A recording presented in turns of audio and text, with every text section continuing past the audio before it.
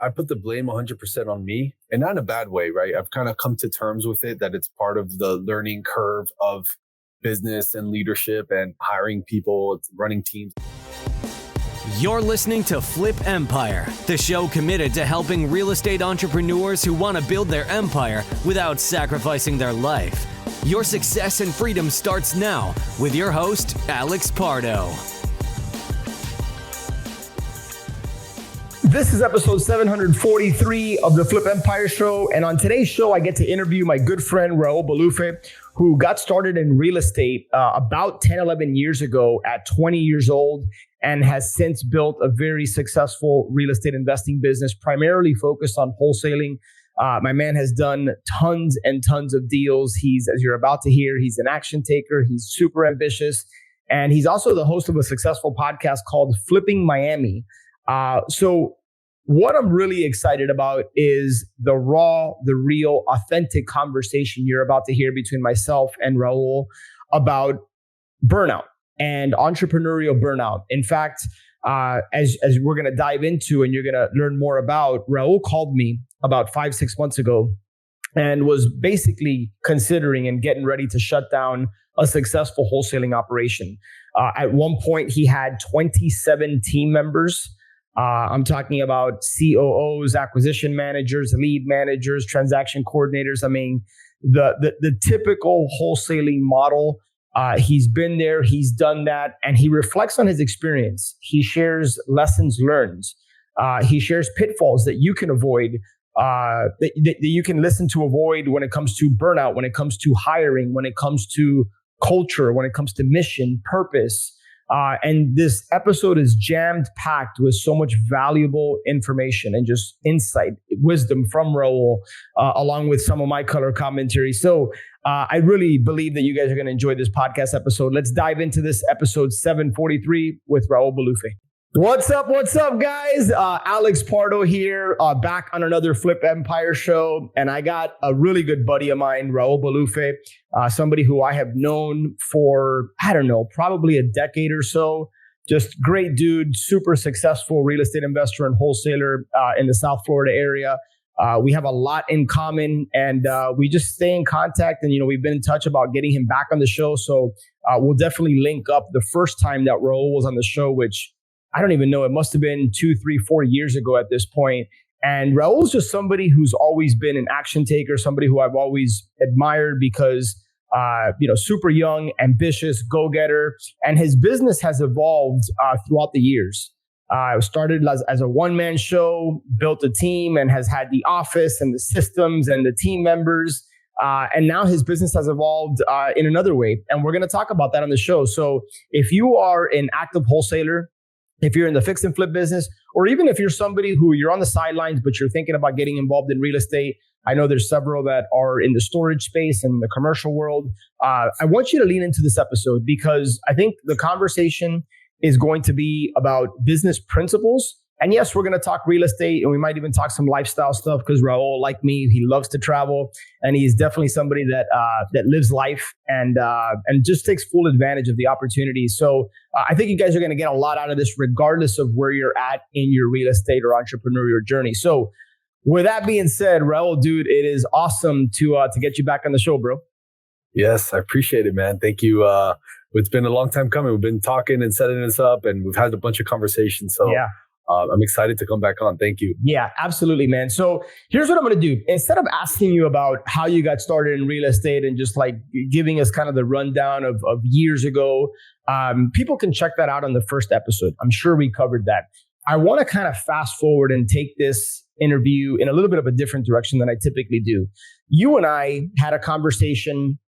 Man, I want to say it feels like it was just yesterday, but it was probably 4, 5, 6 months ago.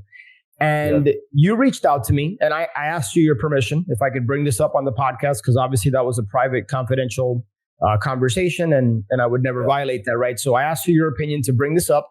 And the reason I asked is because I thought it would really open up people's eyes to what direction do they really want to go in with their business. There's going to be a lot of people listening to this, Raul, that like me back in 2019, 2020, was starting to question like, hey, do I want to continue down this road? Does this business model fit my vision? Does it fit the goals that I'm after?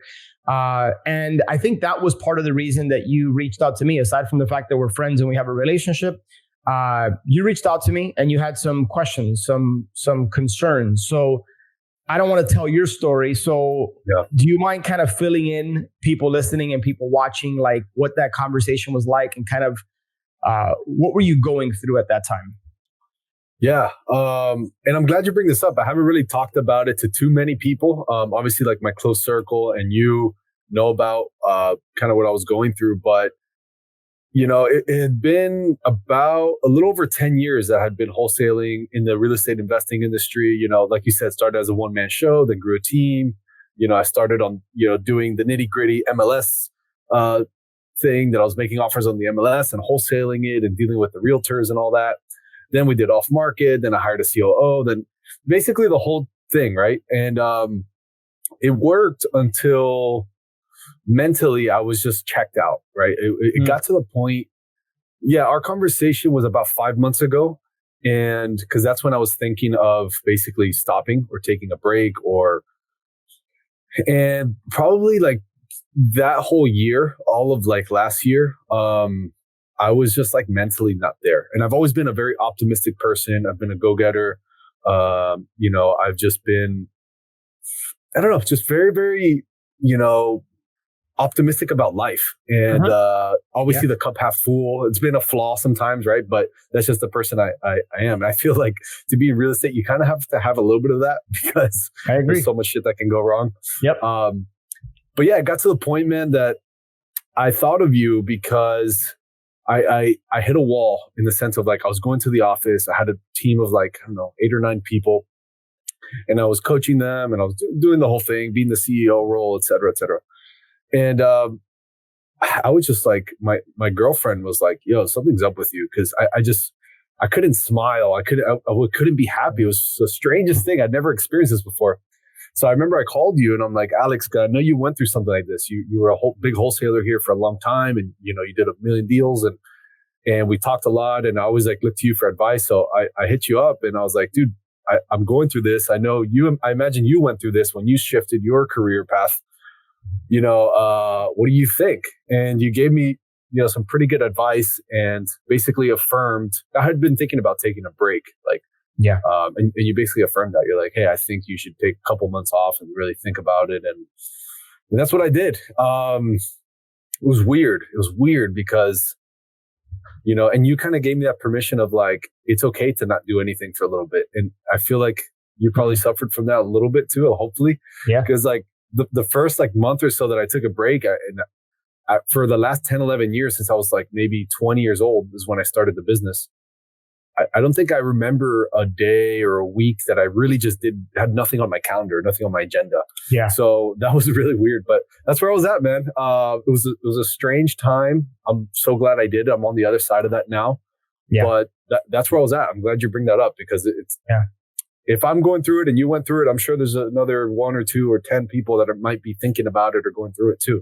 I think there's probably a lot more than that, man. More than might we might be surprised how many people are probably experiencing some form of burnout. And that's part of the reason I thought to ask you to have a conversation about this, because while I do want to ask you some questions about what you experienced feeling like not having anything on your calendar, not having responsibilities, I'm going to hit a pause on that for a second. And I want to kind of backtrack.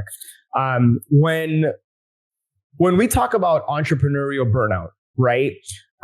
What did that mean to you? What do you feel? What was it you were feeling?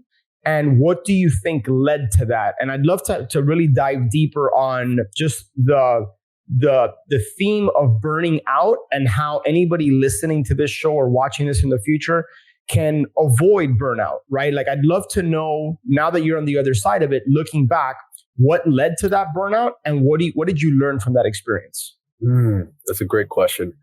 And obviously I've had a couple months to think about it. For me, it was just a lack of purpose of the results. So what I mean by that was the experience of burnout for me was there was just no purpose anymore. I was seeing results, but there was nothing behind that. There was nothing that meant anything behind that. There was like, for me specifically, there was a lot of turnover in my business and people. And there was, so like, deals closed, money in, people gone, deals closed, money in, people gone. And then like, so it's just this hamster wheel of obviously there's results, there's income, there's profit and loss. But then there's also like my main mission with business was people, and more specifically, the people on my team. Like that is what drives me still. And that is what drove me. So when I saw that even though money was coming in, but the people were coming out or something was off there, it just, my whole mission of this whole journey that I was on in business or what I wanted to do was off. And then that threw off like my equilibrium. So for me specifically, that burnout feeling was my real purpose was helping people. And when I thought that I wasn't completing that, that's when I really started experiencing the burnout, I would say that's the best answer I got so far. No, man, it's not only is it the best answer, it's authentic, it's real, and it totally makes sense to me, right? Like I've always said, business needs to be more than just making money. Obviously, we run a business, so we need to be profitable, and being profitable is one of the ways that we help our customers, our clients, homeowners, the people we work with and interact with, right? So making money and being profitable is very important. Otherwise, you're not going to be in business very long. With that said, purpose-driven businesses are the ones that I see not only succeeding, but they can sustain rough patches. They can sustain seasons. And it seems like that was just totally like, it was missing. There was a void. There was a gap there because of the constant turnover. When you kind of reflect back on it, Raul, do you think it had something to do with the culture of your business? Do you think you might have maybe hired the wrong people, or maybe they were in the wrong seats? Like, let's dive a little bit deeper. So if there was turnover and people were your part of your mission, your purpose, what do you think was leading to that turnover? Good question. Yeah, it's a catch-22 because as I took these months to reflect, I realized that I didn't fail my mission. I actually succeeded on the mission because most of the people that I'm talking about, that I'm thinking about, that were important in the business, they went on to do bigger and better things. There you go. The challenge was, one, the owner is the one that gets stuck with the next thing, right? So you got to hire the next people and all that. So although it was a burnout in the moment, when I really took a step back to think, I wasn't the one that did it for them, but did I give them a platform to elevate themselves and resources and education to now become better financially or better human beings in general, or create a better future for themselves? My answer is yes. So, once I got that clarity, I realized, okay, Ro, my mission, although I'm still going on, right? I'm only 31. I have plenty to do. I have a long to go. So to answer your question, the mission, when I really thought about it, wasn't failed. It was complete and it's still ongoing. Now, when it came to really detail, now you have to take care of yourself. You got to put the oxygen mask on you before you can put it on other people. That's right. What I realized was, yes, overall, I hired the wrong people. Overall, I hired too many people like me. I hired too many people that were aligned more for themselves than for the mission that I was bringing to the table. Yeah. And that was that. Basically, I hired too many people that wanted to do their own thing, and I missed the signs too late, basically. Yeah. So, yeah, that was it. Would you say as a takeaway, it sounds like you hired entrepreneurs, people that were very ambitious, that eventually were using your business as a stepping stone. And I don't mean that in a negative or a derogatory way, but like, so for people listening, is your advice, hey, if you're going to go out and you're going to hire a salesperson, a lead manager, a transaction coordinator, like a lot of the common seats that we have in the real estate space, right?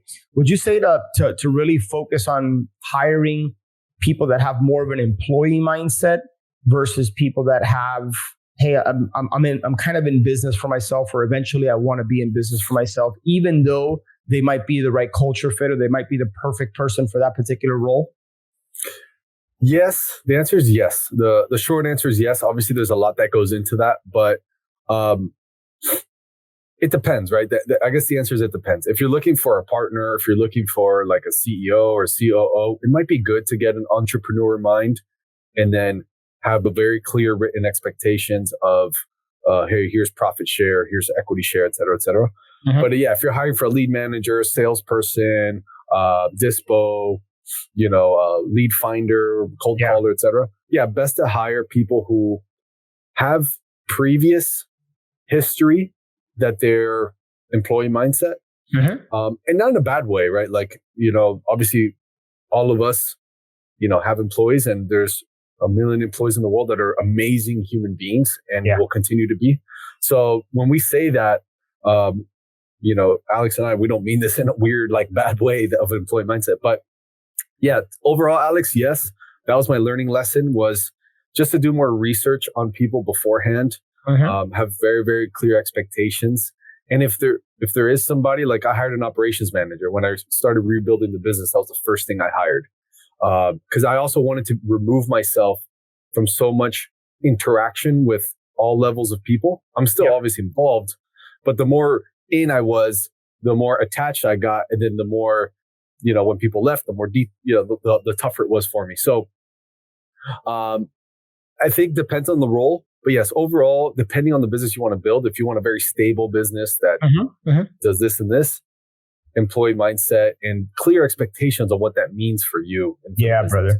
It's interesting you said that. That I want to highlight that word expectations, because I just had a conversation. I was on a mastermind call that I do once a week on Wednesday mornings, and we were talking about setting. When you think about relationships in general, you and I are like relationship driven people, right? Like we think relationally, we don't necessarily think transactionally. And I truly believe that the quality of our lives is impacted by the quality of our relationships. And when you boil down relationships to like its core, it's about communication, but it's about setting expectations, right? If you're listening to this and you're married or you have a significant other or you have a business partner, think about relationships that succeed and prosper and thrive versus the ones that struggle and there's friction and there's struggle and conflict. It boils down in relationships when there's conflict or when there's when there's struggle. It's because expectations weren't being met. So I think it's so important, guys, that if you're willing to have an awkward and uncomfortable conversation before the relationship begins or at the beginning of a relationship, you can avoid potentially having an awkward or uncomfortable conversation later on.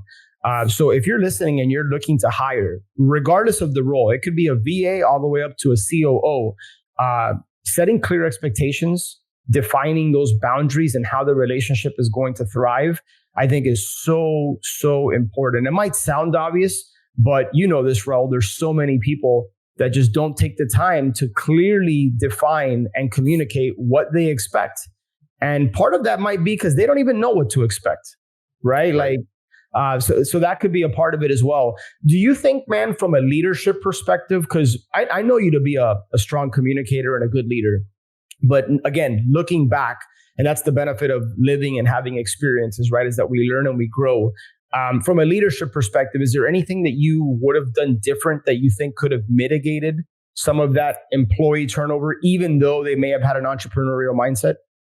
Yeah, I mean, I put the blame 100% on me, and not in a bad way, right? I've kind of come to terms with it, that it's part of the learning curve of business and leadership and hiring people, running teams, etc. So long story short, yes, if I was a leader, there was many things I could have done differently, many conversations I could have had sooner, many expectations I could have set sooner, Uh-huh. many pay structures I could have changed sooner, many doubts, many conversations that I was being spoken to, but I wasn't listening. So, it was 100% on me, right? Like no one put me in this scenario but myself. Yeah. Right. So they didn't do anything wrong. I don't blame them at all. But all these people I'm still like pretty close with and tight with. Mhm. So there's no bad blood at all. This was just on me. It was a big learning experience for me of, human psychology, interaction, incentive. right? And like Charlie Munger says, right? Show me your incentive plan. I'll show you what you're going to do. I'll show you what the business will make. So there was a lot of little nuanced things, right? That could be a whole conversation itself.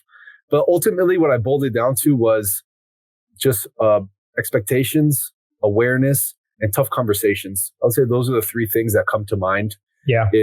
If I was really in tuned, maybe not so busy running around trying to do so many things, but more in tuned to the humans that were, doing their best for the company and what they were trying to tell me with their actions and their words, I think things could have been a little differently. Right.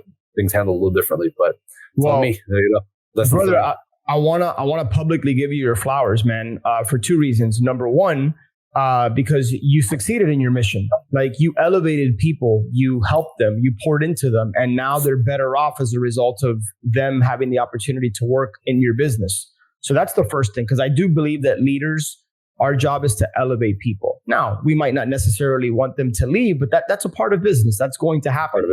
And the second thing is, brother, that you're taking it on the chin like a champ. Like, you're saying like, hey, this was on me.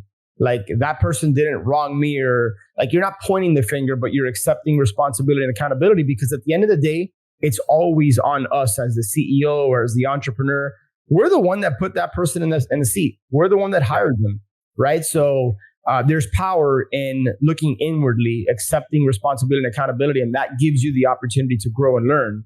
Versus if you're always pointing the finger at somebody else, there's only but so much you're going to learn, right? I would argue you're not going to learn much if you're always deflecting and blaming and, pointing the finger. Yeah. And, even from the beginning, I knew it was my fault, or I knew it was like my responsibility. It's a better word.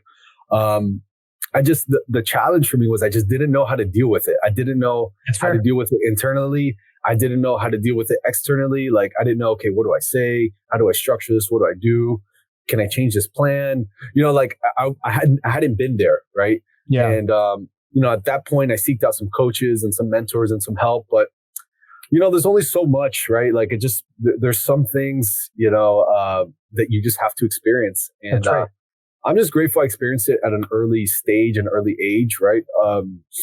And I'm grateful for a lot of things. I'm grateful for all these people that came through my way, because I learned a lot from them. They produced for me. So it's not like it wasn't a one-sided thing at all. Yeah. They gave me a lot. I gave them a lot, and people go their separate ways. Yeah. And that's it. But just tons of learning lessons. And it's funny because like a wholesale business on YouTube seems so like fun and seems so like I feel like this conversation, if you would never mention wholesaling, people probably would never even relate the two, Yeah. But, once you start hiring human beings and having people work with you and providing leads for them and support, like, this is stuff that eventually is going to come your way one way or the other, right? And we got up to, our highest was probably 27 people, right? 20? You got, I didn't even know that. 27 people? Yeah. We had an office and we had 27, people between sales and dispo, and we were cranking out, 25, 30 contracts a month and COO and the whole thing, so all the way up to there, from my mom's freaking house in a little corner desk in a bedroom when I was 20 years old to 20 something people and all these deals and money and stuff. And, then back to square one. And that's part of it, bro. It's part of it. Yeah. Well, you want to know what, man? You brought up so many good points, and I think there's a lot to unpack. If people rewind and listen to like the last 2 minutes of what Raul just said, there's a few things I want to kind of like peel the layers back a bit. Dude, the first is I remember watching like Instagram stories of yours, like of you and your team like hitting the bong. I think you call it a bong, right? Every time you got a deal, and like at your office and the whole nine. And dude, that's awesome, because you're putting out there like genuinely what you guys are doing. But somebody from the outside looking in, like you see like the fun, the energy, like you see the wins. But what I love about this conversation is that you're sharing the real. Like, yeah, we experienced that, and that's a part of it that wasn't fake. But there's also this side of it, right? To your point, when you're hiring people, like, there's personalities and there's agendas and there's sometimes a misalignment of goals and vision, and leadership is challenging. And that's why I've always said sales, marketing, and leadership are, if you were to ask me, hey, what 3 areas does anyone listening to this need to focus on?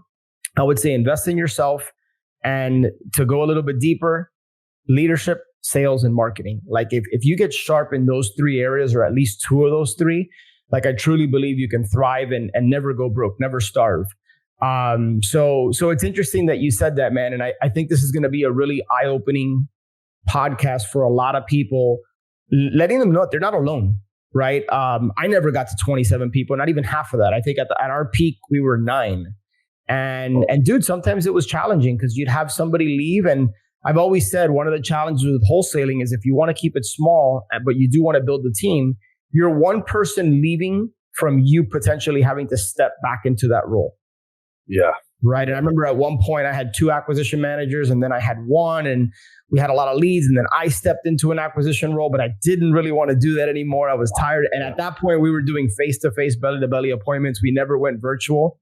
Like I ended up stopping my operation right before COVID, or as COVID was happening. So yeah, man, dude, I commend you because experience is the best teacher. And the other thing I wanted to bring up, Raul, that you said that I think there's a lot of wisdom in just kind of your mindset and how you're communicating about this, is that yes, it's important to hire coaches and mentors and invest in masterminds. You and I have spent a lot of money on coaches, mentors, and masterminds, but you also have matured enough to know that, hey, like that's not that's not an easy button. Like just because I can call a mentor or a coach, sometimes you have to experience things yourself to really learn from it, right? And I think there's so much wisdom in that people sometimes are not willing to like go through the fire, so to speak.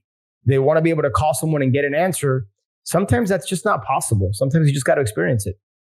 Yeah. And I've ever since I was young, I've kind of known that I've been that type of person. I played baseball growing up, and even though I had coaches and stuff in baseball, I'd always remember that like they tell me, hey, put your leg up. Like I was a pitcher and a shortstop, so hey, put your leg up like this, do like this.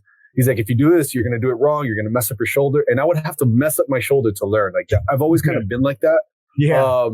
I don't know if that's necessarily a good thing, but I've kind of known that about myself. So it's a little bit of a hindrance when I have a coach, because they might tell me things and then I still have to mess it up to learn it. But then once I mess it up and learn, like I learn it. Right. So, that's what happened. I've always had coaches and mentors and masterminds along the way, but people have their own agenda. And I think that this happened. I put all these chess pieces in place. Yeah. And I must have done this for a reason. I must have done this for like a hard lesson. So I never learned it again. I'm 31. Now I can move forward. I feel like I'm a better person because of it. Now I feel like I understand people a little bit more. No doubt. I mean, huge journey, right? I have a lot to go. I haven't probably learned 1% of what I have to do in my life, right?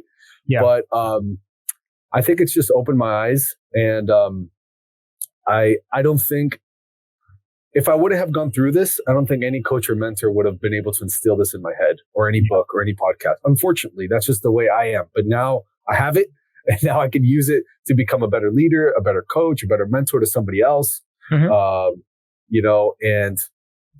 better business person in general. Yeah, I totally get it. Well, man, look, you're not beating yourself up over this, or there's no level of guilt or shame that I'm hearing, right? But you're young, man. You're 31. Like, it's important that that you have that awareness about yourself, that like, hey, sometimes I need to hit my head against a brick wall to know that like I need a sledgehammer to get through this wall, not my head, right? To use a weird analogy that just came to mind. But I would think that as you get older, as you get even wiser, as you experience more things, it'll get to a point where you don't always have to like, have the chichon on your head in order to like experience, you know what I mean? Like, because life can be a painful lesson, and you sometimes hope that you don't have to experience something that really, really sets you back. Well, man, before we kind of like dive into where you're at today, right? There's a lot that you've shared with us going through that process.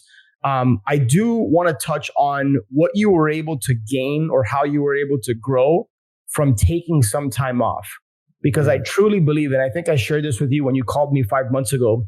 I truly believe that sometimes we're better served slowing down in order so that we can speed up, right? It's the analogy of the 2 guys that like rush to like a big tree. They grab an axe. The axe is dull. It's not sharp. One guy is just swinging away. He's sweating. He's getting tired. The other guy like picks it up, realizes it's dull, and says, hey, let me sharpen this axe. Take 5, 10, 15, 20 minutes to sharpen the axe. And the guy that does that, that tree comes down a lot faster, right? So what did you experience? How did you grow? What did you learn by taking a couple of months off and then coming back to the business with fresh eyes? Yeah. Number one, that I would say that I deserve it, and I think everyone deserves it. And when I called you, I think I called 4 people that like I really looked up to, and one basically was split 50-50. It was like, don't take a break, keep going, versus take a break, keep going. And what I learned from this experience was no one really knows what's best for yourself. Right. And although like the advice I think was good from everyone, and I think was from good intention from everyone, the first thing I learned was, dude, it's okay to have your own thought and to have your own plan. Yeah, man. Even if 1 or 2 respected people don't agree with it, or 10 or 100, right? It's okay, right? So that was kind of like the first step, because just I couldn't have a good break unless I overcame that first step of like, dude, it's okay. It's okay, right? Because like in my head, I'm thinking, Raul, you're only 30 years old, and what are you going to take a break for? Like you have all this energy, you should be doing this, this, and this. You should be make more calls, hire more people, get back on track, spend marketing, like maybe take a weekend off, come back. I had all these thoughts like, don't be a little bitch, don't give up, like all these like kind of thoughts in my head. And I think I told you briefly when we spoke. Yeah. So one thing I learned was it's okay. And whether I was wrong or right, it doesn't really matter, right? What matters is how I see the experience. So overall, the break was incredible because I really took a step back and I allowed all my brain fog from like massive activity for the last 10 plus years to just like settle down. Boom. And like, when you're doing stuff every day and you're really trying and you're really hustling and you're investing and you're taking risks and you're making sales calls, or when you're doing all this stuff for years and years and years, right? It accumulates little like scars, right? Because things go wrong. If everything went right every day, probably podcasts wouldn't exist because people wouldn't need to learn shit, right? So scars kind of pile up every day. And then when you really stop and just chill, I feel like it goes down and your brain is like almost like a little kid again, So that was the one thing I learned. That was one of the benefits. I really stopped. I really tried to not work. I had like a couple things I had to do. I had some flips and things I was selling, but I was maybe working like, call it 2 hours a week, right? So very, very little. Right. One of the takeaways was the people thing. Once like my brain fog went down, I realized, damn, Raul, the signs were there. Like these people were always going to leave. And that's fine. But the signs were there, Raul. Like you just missed it. Like it was on me. Right. So that was one, was that the people was the most important thing. And number 2 was, Raul, your mission did not fail. You succeeded so far, your mission. That's massive. Which was big. It kind of gave me permission to keep going. And that's part of the reason why I stayed in.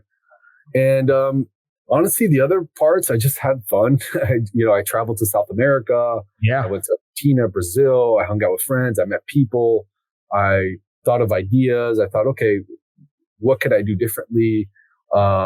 You took the words right out of my mouth, man. I'm gonna take the opportunity to jump right in, because one of the things that I've experienced is that, when I got away from wholesaling and I shut that operation down at the beginning of 2020, I wanted to dive into the next thing. I was thinking it was going to be commercial real estate. I was considering storage, but I didn't really know.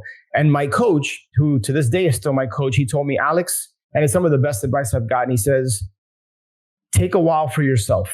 Like, I know your tendency, the way that you're wired, is to go like conquer the next mountain, build the next business.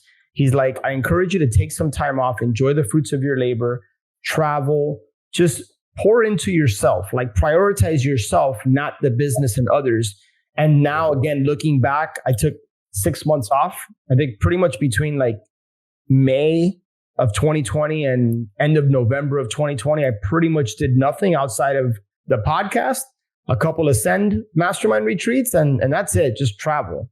And brother, it was so liberating. It gave me the opportunity to just see what was sometimes in front of me that I couldn't see because I was in the thick of it. It's kind of like, I like the way that you put it, brain fog.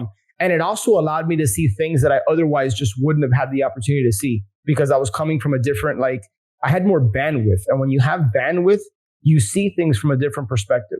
So I truly believe that you might not have to take 6 months off like I did. You don't have to take 2 months off like Raul did. But even if you're happy and passionate and fulfilled about what you're doing, I think it's important to take little breaks. Now, for you, you get to define what that is. That could be an hour a day. That could be a weekend. That could be a week, a quarter, right? Which, by the way, is what I really like now. Like, make sure to take a week, a quarter off, and then have longer gaps. Like, we'd like to do a month off in the summer. Man, I think you come back more refreshed. I love combat sports, like mixed martial arts, dude, and stuff like that. And fighters don't go from one camp and jump into the next camp. Like, they go through a camp, they fight, they take a little bit of time off.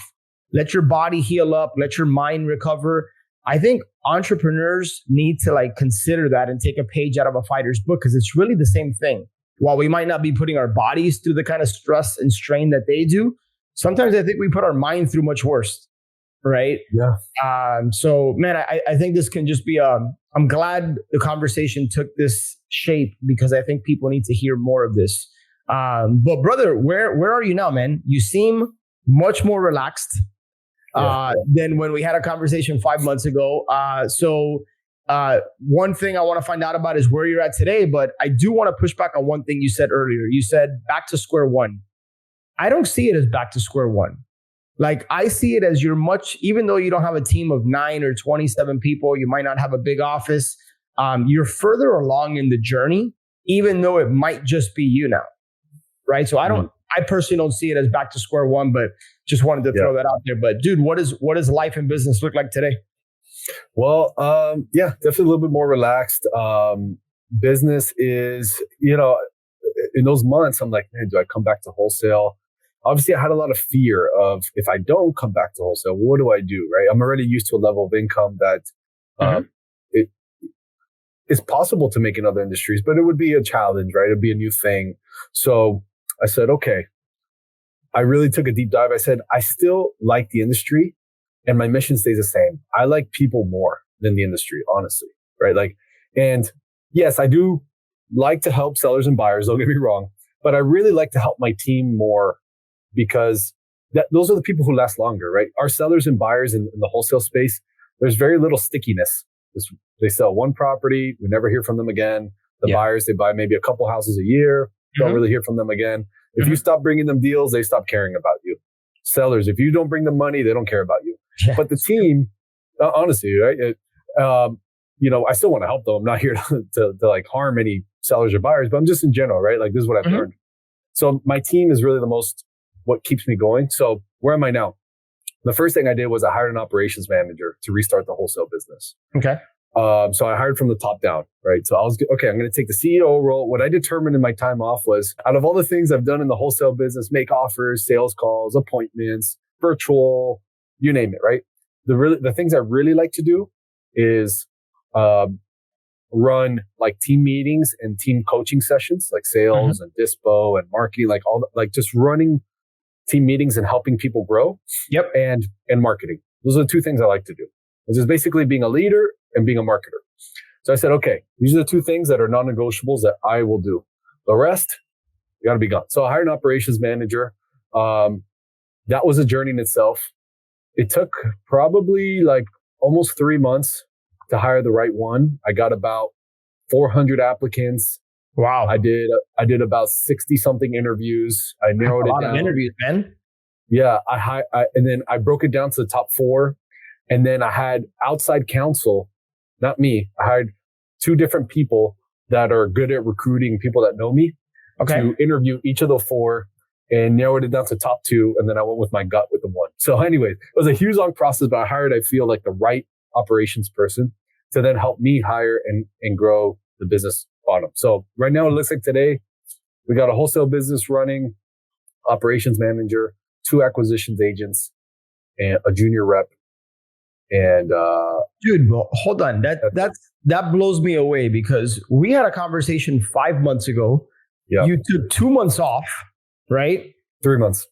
3 months off. So you basically got back into the saddle 60 days ago or so. Right. And you've already hired an operations person. I think you said junior acquisition. Like you basically have a team of 5 or 6 people that you've built in the last 60 days. That's right. Okay. So, wow. I move fast. Dude. So, okay. So, man, I'm kind of tripping over my words because like, even I know you to be ambitious and a go-getter. And even that like is, inspires me in a certain way, right? Because sometimes I think we have a limiting belief that hiring is a process and it's going to take time to find the right person. And I think that's true in many instances. At least that's been my experience. But you're kind of like pushing back on that. You have hired more people in 60 days than sometimes it takes people 60 days to find an assistant or a virtual assistant. You've hired all these people. So clearly you've figured something out. This is probably its own podcast, right? But like in a quick nutshell, what are some practical tips or advice or anything you can share when it comes to like your hiring process and making sure that now you've leveraged your past experience to find the right person for each of these roles? I love that question. Yeah, so I'll elaborate. So again, the operations manager took me months to find, right? Even on the last month of my break, I had already kind of started that process. Like I put the ads up. Okay. I started emailing my email list. I started reaching out to my network. So really like the last month I was probably dedicating maybe like 3 to 4 hours a week on finding the right ops person because I knew that was going to be my most important hire. Okay. So, and then out of the 2 acquisitions reps, 1 rep worked with me in the past that we worked very well together. So I kind of hired somebody very quickly because I knew they checked all the boxes for like my core values and the company and all that stuff. So then we hired 1 more person, which Mandy, my operations manager, was the one who pretty much spent a bunch of hours every week sifting through leads and going through that. So some practical things that we do is that I always email my email list. I put it on social media, and then I do Indeed ads. That's basically it. And then we have just a system, applicants come in, we have them do a personality test. And which one do you use, by the way? Are you using like predictive or culture or? We use disc profile. Okay. Disc. Regular old disc. And we use, I use Team Architects, personality test as well. What's it called? Team Architects. Okay. Team Architects. Never heard of it. Interesting. Yeah. It's a Ken Clothier Got it. brand. So got it. We use that, and then we just kind of follow the same thing. We do a first interview, second interview. We hear them make a call, then I'll do the final interview, and we kind of make a decision. Yeah. But and then that's basically what we did. We just moved pretty fast. But don't get me wrong, even in these last 2 months, we've had turnover. I've had 2 salespeople already that had not worked and I fired right away or let go, let me say. So we hired people, didn't work, let them go. And we kind of kept the recruiting machine going because I warned Mandy, my ops manager. I said, this first 3 months, there's going to be turnover because we're going to hire a little quickly, but we have to let them go quickly if they don't work. So that's what we did. We hired 1 person, didn't work. Within a week, we let them go. Next person didn't work. Within a week, let them go. Next person passed the first week, passed the second week. We're like, okay, maybe this is one to stay. So you've kind of taken the approach of hire quickly, fire quickly. Yeah. Okay. 4 acquisitions reps, but for my operations manager, it took me months to hire. So correct. In this business, I think acquisitions reps, especially when it's heavily commission based, like we do offer some base and commission, but it's heavily commission based. Mm-hmm. I've learned that approach works best in this business because I've taken a long time to hire an acquisitions rep and then they can't make 100 calls a day. So it's like, fuck, I just spent 2 months perfectly hiring this human being and then they don't like to be on the phone. So it's like, okay, scrap that idea. And then it's like, let's hire fast, but we got to fire fast. But you also, you use that to improve your hiring and your interview process. Like now that's an expectation that needs to be set up front. Hey, this particular acquisitions role requires a minimum of 100 outbound calls a day, right? Like, do you have experience? Do you enjoy being on the phone, right? So life and experience sometimes is the best teacher, right? There's things you can read, there's things you can listen to on a podcast. But those are things that now you use to tweak and improve your process and your system moving forward. Brother, awesome, man. So, dude, this has been great, man. I'm proud of you, man. Because again, I know you were kind of going through it when we spoke 5 months ago. And I'm grateful that you thought of me and reached out to me, because I just love giving back and sharing. And by the way, I think I've even mentioned on that call, man, like, I don't have all your answers, and I don't think anybody does. Sometimes you have to receive the information, the advice, the feedback from people you trust, and then reflect and process it on your own. And that's exactly what you did, man. So I'm glad that you kind of are on the other side of it now, and you have the benefit of that experience, because now we get to learn from it. Others listening to this thing this podcast can now leverage your experience, which makes them better entrepreneurs and better investors. And I think that's why you and I have podcasts and why we give back and we provide content. So I appreciate it, man. Well, I'm flashing this on the screen, but Raul, dude, how do people connect with you? If people want to reach out to you, learn more about what you have going on, maybe do some joint venture deals, whatever it is that you might be involved in. Yeah, if you want to reach out, raulbolufe.com is kind of where I have all my, podcast info, YouTube info, a bunch of free things on there. Instagram at Raul Bolufe, or my YouTube channel, Raul Bolufe, and Flipping Miami podcast. Actually, I think I told you this, but I named it that because of you, because I remember when I wanted to start a podcast years ago, I said, Alex, I want to start a podcast. What do you think I should do? And you said, well, look, everyone's having a general podcast. I think you should have a niched, localized podcast, right? So like, you're from Miami, you do deals here. So that's when, I named it Flipping Miami. And that's why the mission is still interview people who either live in Miami, have businesses in Miami, or when I say Miami, I mean South Florida. It can be Fort Lauderdale, things. Right. But that's still my mission of the podcast. And all because that conversation we had years ago. And, even though my downloads and stuff are not huge, I've had like pretty good success as far as people reaching out to me and having I believe it. Team members and coaching students and things like that, because it's so localized. So when people search it, I'm like one of the only ones that are just localized for real estate down here. So I appreciate it. I love it, brother. I love it, man. Awesome. Yeah. Well, my man, again, dude, congrats on all the success. Congrats on just the evolution of your journey and just how you've gained so much wisdom throughout the past year. Guys, thank you for, again, tuning into another masterclass here on the Flip Empire Show. Make sure you're subscribed so that you're notified every single Monday morning when new shows come out.